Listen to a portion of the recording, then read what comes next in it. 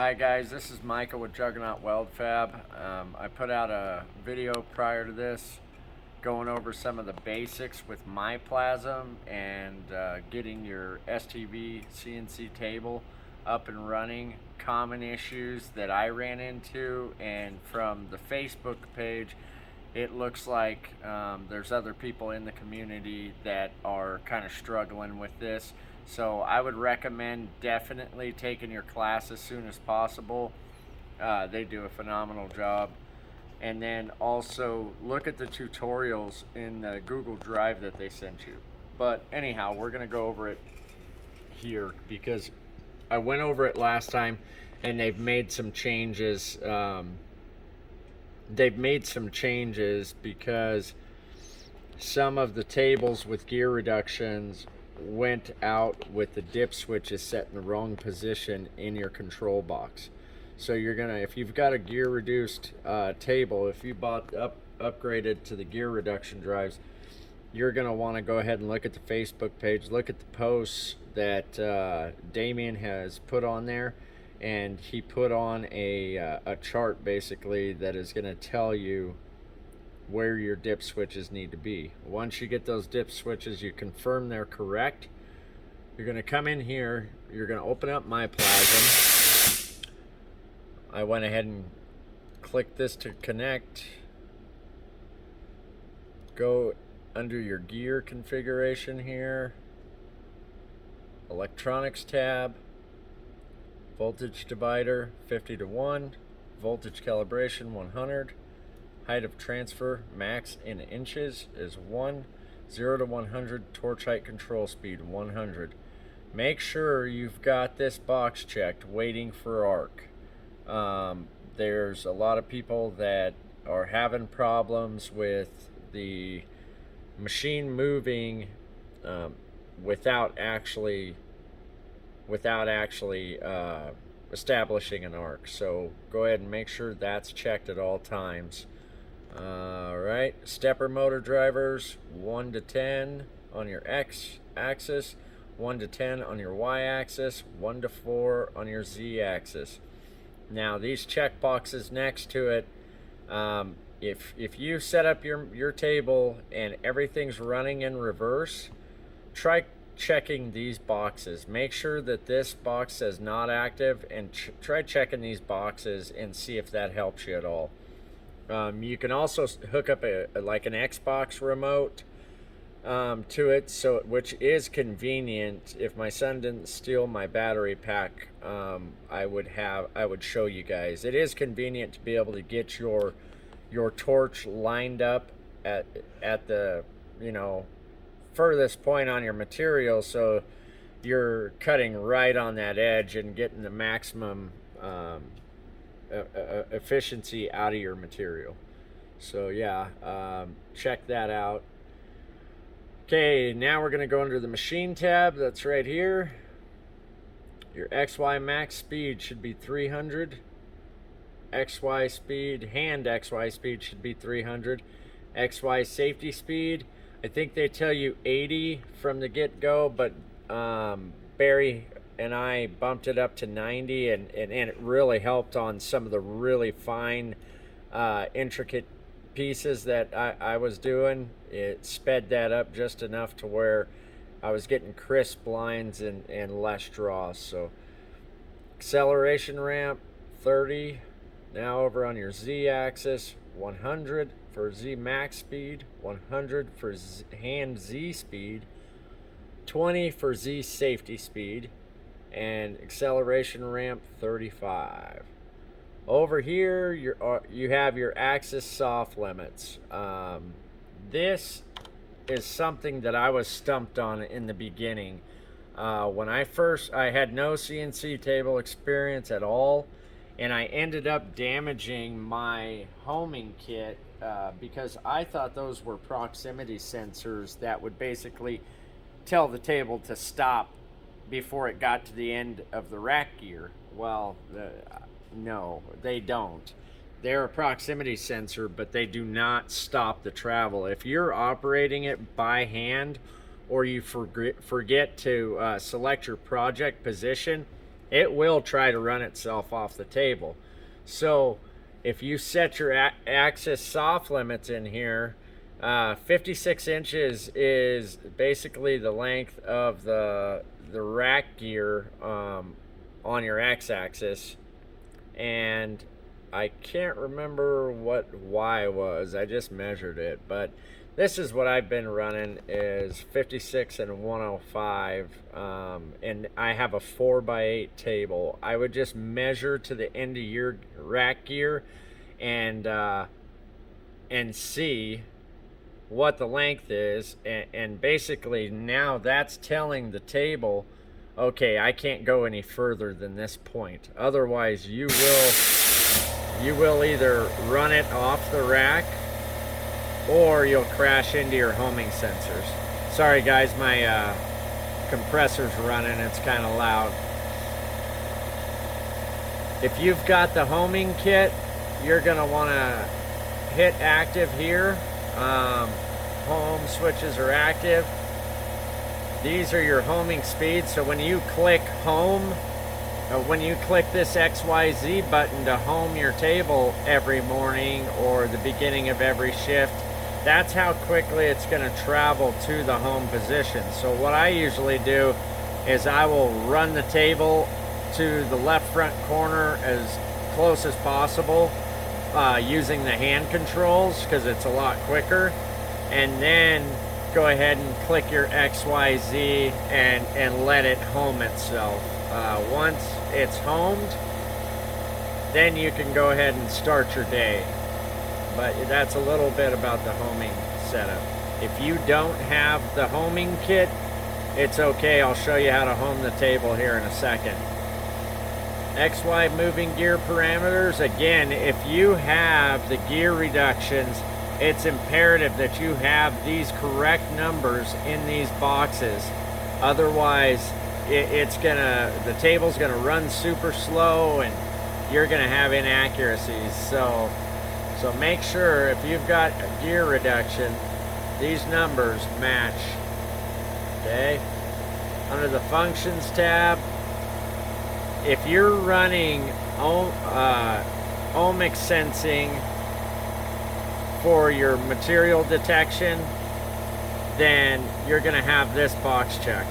I am not. If you look at the head of my torch, this is what most people's torches are going to look like that are using. This is what your torch head is going to look like if you're using the floating head switch. Okay? If you've got an ohmic sensing head, you'll use the white wire off of the top of here. There's a white wire with a spade connector that I've got tied up. You're going to go ahead and plug that in. Down here, you'll have to buy a special head for this, and your ohmic sensing wire up here will plug into that. But I use the floating head switch. It's been working for me, and that's what comes from the factory with the table. So detection height in inches, 0.5. Ohmic correction, 0.01. I'm not using ohmic, so switch correction, 0.15. Detection speed, 20. This section I went over in the last video. You can put in coordinates for this so that every time you get done making a cut, your torch will go back and park itself in its designated location, whichever you like. I don't use it, but and that's it. That's all for our settings right here. Now we're gonna go over homing the table. So I do have the homing kit on it, so I'm gonna show you guys real quick on the table here. I'm gonna run the table as far down to the left front corner as possible.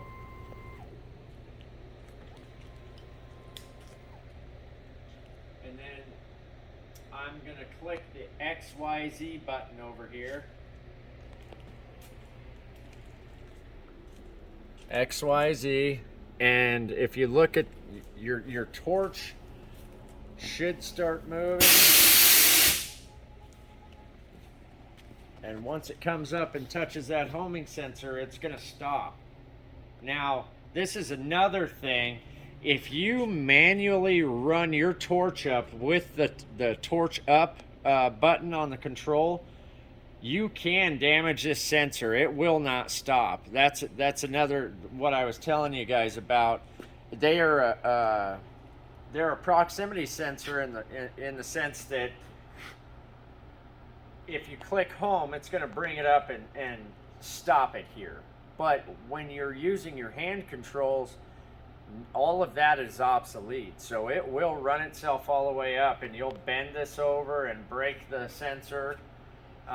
Don't ask me how I know this. So now our torch is homed, our table's homed. Now I'm going to go ahead and bring it over. I'm going to bring the table over. I've just got a piece of material laying here. So I'm going to bring my torch over. And this is where I was telling you that the gaming controller kind of comes in handy, because you can actually stand in front of the table and control your torch and gantry. Like I said, I try to kind of bump it around until I get pretty close. Okay, now guys, back over here to the screen. Again, like I was saying, when my table was trying to run itself, my gantry was trying to run itself off the table, I could not understand why. And if I would have looked at the tutorials and taken the class right away, it would have solved me so much heartache. It would have saved me that. So I'm on the right front corner of my material as far as it'll go, so that I'm not wasting material. Now I'm gonna bring my torch down, and my daughter will show you here real quick. Bring my torch down to the material, and you're gonna press your arrow down until you're gonna press arrow down, the green arrow, your Z axis up and down. You're gonna press that down until you get this collision error code up here, okay? That's saying that you're crashing into the material. Now I'm gonna click Z equals 0, and I'm gonna pick which corner of my material we're starting on. I'm starting on my right front corner, so that's what I'm doing. So I went ahead and right front corner, Z equals 0. Now I'm gonna bring my torch up so it's not touching anymore.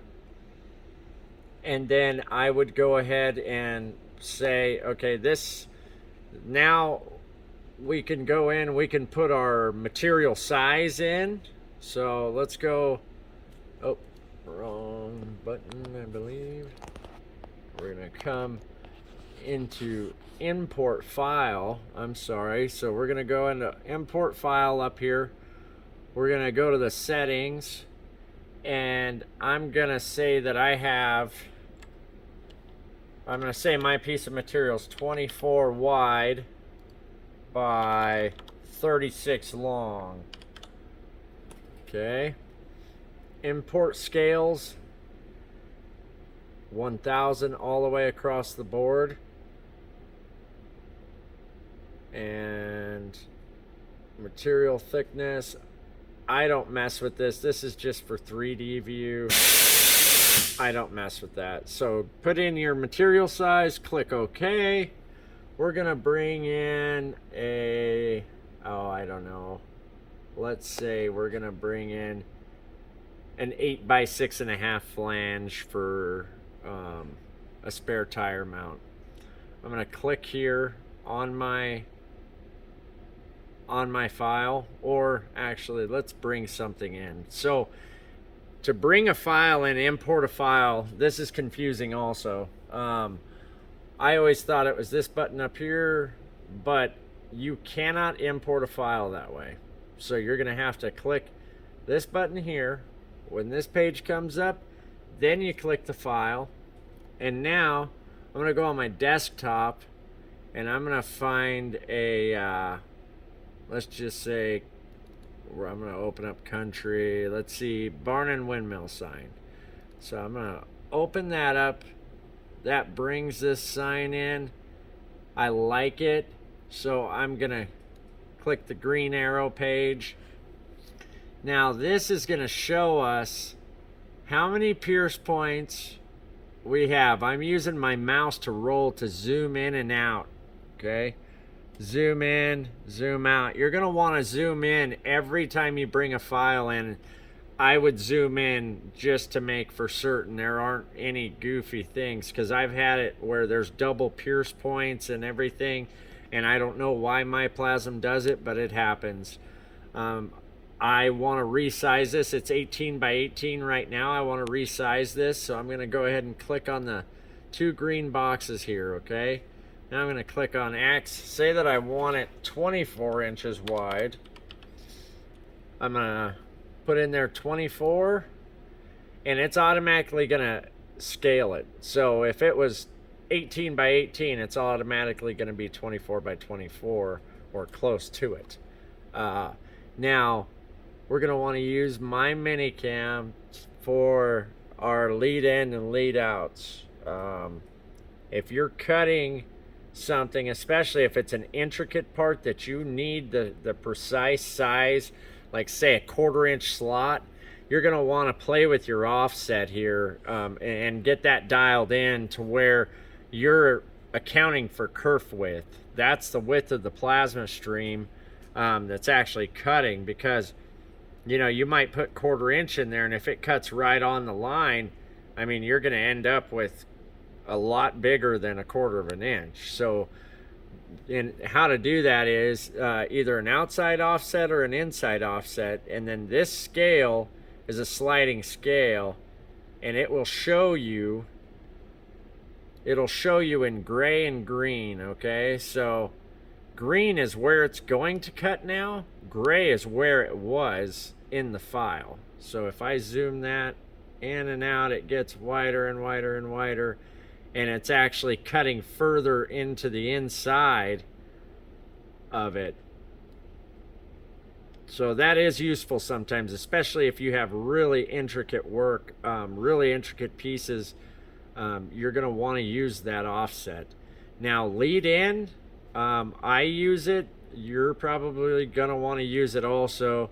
Otherwise, you're going to have pierce points right on your line, and I don't know, it bothers the hell out of me when if I were to cut a piece and it was going to be a piece I'm going to charge a customer for, you don't want to see pierces on the line.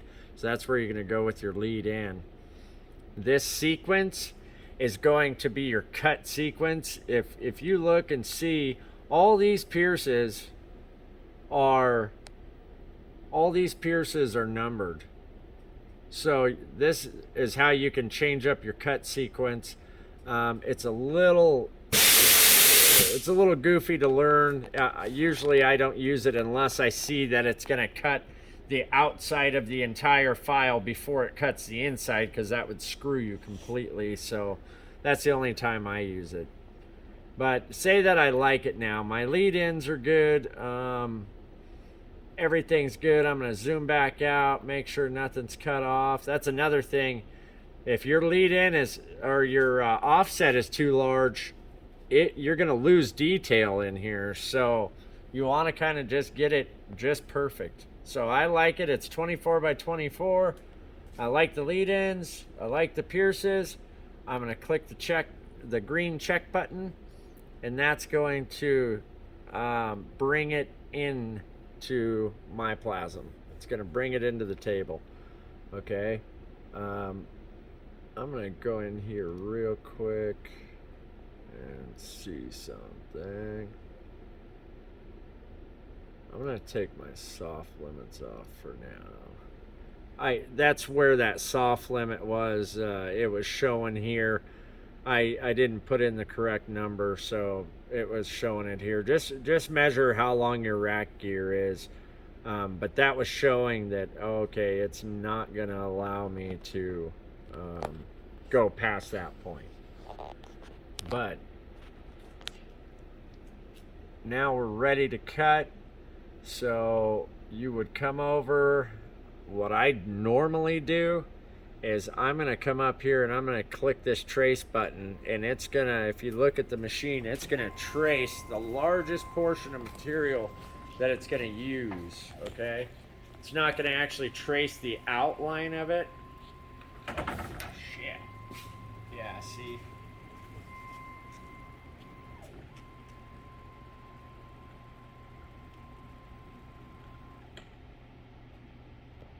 Okay.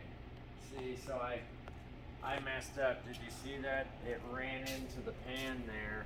What I did was when I set my material position, I did not set it in the correct place. So I'm going to bring this down until it touches Z equals 0 and left front corner. You want to click project position there. Now bring your torch up and let's try that again. Let's see what it's going to do now. That's looking a lot better.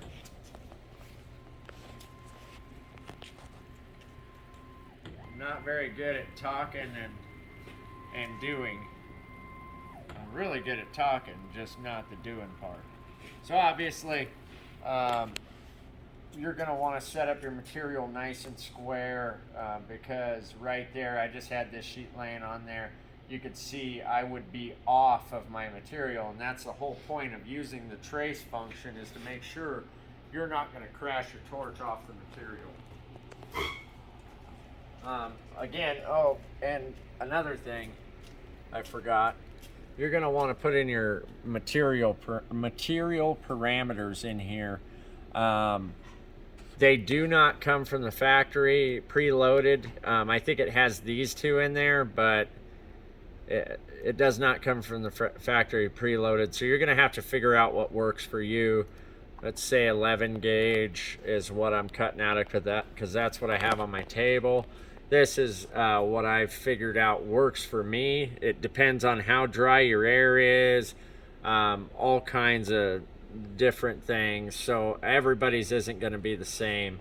And also make sure that when you're looking in the Hypotherm book to get those numbers, make sure you are not looking under fine cut if you're using standard materials. Make sure you look under, if you're using standard tips, look under shielded mild steel or shielded aluminum. It'll say in there shielded fine cut for your fine cut consumables. I found that fine cut works great for everything up to about 1/8 of an inch. I don't really use it for 1/8 inch and up. I go ahead and switch to standard. But yeah, those were the things that I wanted to make corrections on, because STV got with us and said that some of the units came out with the wrong dip switch settings, which mine was. It was incorrect, and so I fixed it, and it has gotten much more accurate now. So another thing, this is a common issue people have that I had when I first got my machine. I couldn't seem to cut a round circle. It was, I knew my table was square, I knew it was level, but it still was not cutting a round circle. So Barry told me to make sure that my motors were tight, and sure enough, if you come over here and you pull up on this motor, you rock back and forth on the gantry, you shouldn't have any slop. Okay, you shouldn't have any slop at all, and I did. You could feel a ton of backlash. So what you would do is you're going to take an Allen key and be very careful not to strip these off. You're going to loosen up this bolt here, this one here, this one here, and this one here. This is for gear reduction tables only, obviously. Then what you're going to do is you're going to pull up with a pretty good amount of force with one hand on here and tighten those back up. I used red Loctite on mine, and they've stayed tight ever since. But you're going to want to check your X, Y, and Z axes to make sure that you don't have any slop in those, and it should stay nice and tight. The table's phenomenal.